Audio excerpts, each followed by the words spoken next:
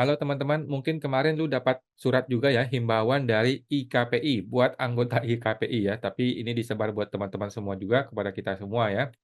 Nah, langsung gua share aja.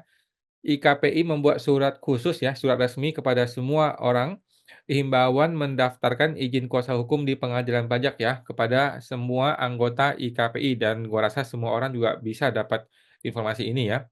Himbauan untuk mendaftarkan izin IKH ya, izin kuasa hukum di pengadilan pajak.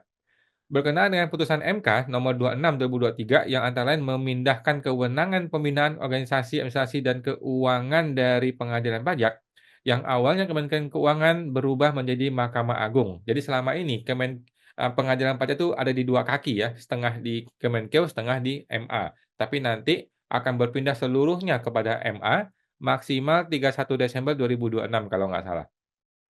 Sebagai antisipasi kemungkinan adanya perubahan kebijakan terkait pengaturan izin kuasa hukum pada PP pasca putusan itu, kami menghimbau Bapak Ibu untuk melakukan pendaftaran izin IKH sebagaimana diatur dengan PMK 184/2017 dan eh, Peraturan Ketua Pengadilan Pajak Nomor 1 2024 ya tentang tata cara permohonan izin kuasa hukum pada PP. Pendaftaran izin kuasa hukum WP, baik bidang perpajakan maupun bidang kepabaian cukai dapat diajukan secara online ya, melalui sistem izin kuasa hukum IKH dengan link ini teman-teman ya. Oke, demikian himbauan ini oleh Bapak Faudi, Ketua Umum, dan Bapak Edi, Sekretaris Umum. Ada lagi nggak? Oh ini ada persyaratan ya, persyaratan izin kuasa hukum bidang perpajakan ini ada lampirannya, teman-teman tinggal lihat aja daftar riwayat hidup, KTP, ijazah, D4 atau S1 ya dari perguruan tinggi, dokumen yang menunjukkan bahwa yang bersangkutan punya pengetahuan keahlian, bla bla bla bla bla bla, teman-teman tinggal lihat aja ya. Oke, paling gampang brevet aja deh paling gampang ya. Kemudian, dia sudah bikin laporan SPD tahunan 2 tahun terakhir, kalau MPP baru nggak usah ya. Kemudian SKCK yang penting nih, SKCK itu harus bikin manual. Yang lain semuanya bikin secara online tinggal diketik-ketik disimpan di PDF. Kalau ini masih online, mesti datang langsung ya, masih offline, bikin SKCK. Anda mesti bikin SKCK di Polres ya, bukan di Polsek teman-teman ya. Karena di Polres itu yang bisa bikin SKCK untuk pengadilan pajak, izin kuasa hukum. Lu mesti bilang izin kuasa hukum ya, jangan bilang SKCK untuk kerja, nggak bisa ya. Nah, dan itu harus di Polres, nggak bisa di Polsek. Pas foto, kemudian pernyataan tidak statusnya pegawai negeri, dan semuanya e-materai teman-teman ya, semuanya pakai e-materai ya, nggak bisa pakai materai biasa. Kemudian bla bla bla bla bla bla, ya semua sudah teman-teman tinggal baca aja ya. Peserta izin kuasa hukum bidang pegawaian ini filenya langsung gua kirim aja nanti ya. Oke, kemudian ada NPWP, udah semuanya ya teman-teman tinggal baca aja ya. Oke, tinggal baca aja, itu syarat-syaratnya. Oke. Nah, buat teman-teman yang mau langsung dapatin file ini, gue sudah bikin linknya ya. Teman-teman tinggal masuk ke pajaksmart.com garis miring yang namanya IKHPP. IKHPP ya. Pajaksmart.com garis miring IKHPP, di enter maka langsung masuk ke Google Drive gue. Dan ini langsung gue share ke teman-teman semua ya. Gue share ke semua ya. Jadi everybody bisa viewer ya. Oke. Langsung gue share aja himbauan dari IKPI hari ini ya. Himbauan IKPI untuk daftar IKH, langsung gue kirim aja filenya ke sini ya. Teman-teman tinggal lihat langsung dari pajaksmart.com garis miring IKHPP. Oke, ini himbauannya, kemudian ini pernya, per 1 2024. Ini adalah user manual untuk IKH online. Nah, yang ini adalah kalau dibuka filenya ya. Ini kalau kita buka filenya adalah ini ada link syarat-syarat dari IKH yang tadi tuh, yang tadi dibilang oleh IKPI. Ini ya klik ke sini ya, klik ke sini, maka dia lari ke sini. Ini adalah syarat-syarat IKH-nya, kuasa hukum. Ada formulir riwayat hidup, ada formulir pernyataan bla bla bla ini semua ya, semua ada di sini. Kemudian yang ini adalah link untuk daftar ya. Ini link untuk daftar IKH online yang ini. Ya, klik satu kali di sini, masuk ke sini. Nah, di sini linknya untuk daftar online. Oke, ini website PP, ini websitenya SetPP ya, Sekretariat Pengadilan Pajak. Ya, klik di sini kalau mau. Ini SetPP. Oke, seperti itu ya teman-teman. Nah, ini ada lagi nih, ada lagi, ini video gue ya, Pengadilan Pajak 02 adalah video gue mengenai tata cara daftar izin kuasa hukum pengadilan pajak, eee, tidak seanjing-anjing di KPP ya, memang begitu ya. Itu waktu itu ya, teman-teman ya. Oke, jadi sesimpel itu teman-teman ya, untuk daftar IKH teman-teman. Nah, jadi masalahnya apa sih? Masalahnya apa? Pengadilan pajak akan bergabung ke MA kan sepenuhnya ke Mahkamah Agung maksimal 31 Desember 2026. Bukan berarti dia akan gabung di Desember, dia bisa aja bergabung bulan depan, ya kan? Bisa aja bergabung 2 minggu lagi, ya toh? Nah, jadi bukan berarti lu mesti nunggu sampai akhir Desember 2026, enggak, bisa aja sekarang, bisa aja minggu depan, bisa aja bulan depan PP itu berpindah seluruhnya kepada, Mahkamah Agung. Apalagi ada isu di mana Menteri Keuangan akan cabut ya, di mana Menkeu inilah selama ini yang mencengkram dari pengadilan pajak ini.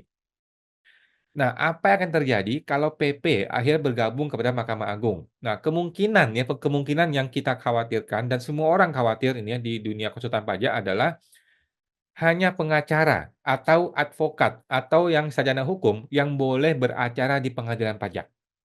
Itu yang kita khawatirkan, itu yang menjadi isu selama ini yang masih dibahas di Mahkamah Agung ya.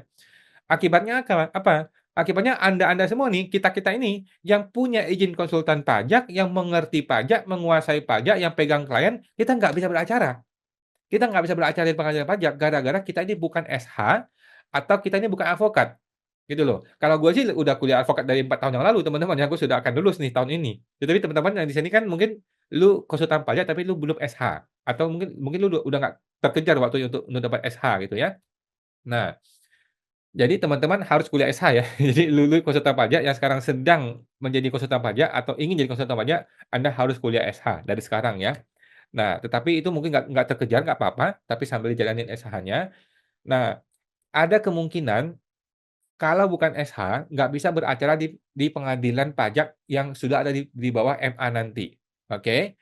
Nah, tetapi kemungkinan bagi teman-teman yang sudah punya IKH, yang sudah punya kartu IKH, yang sudah sedang beracara di pengadilan pajak, walaupun lu bukan SH, itu tidak terpengaruh oleh aturan baru itu.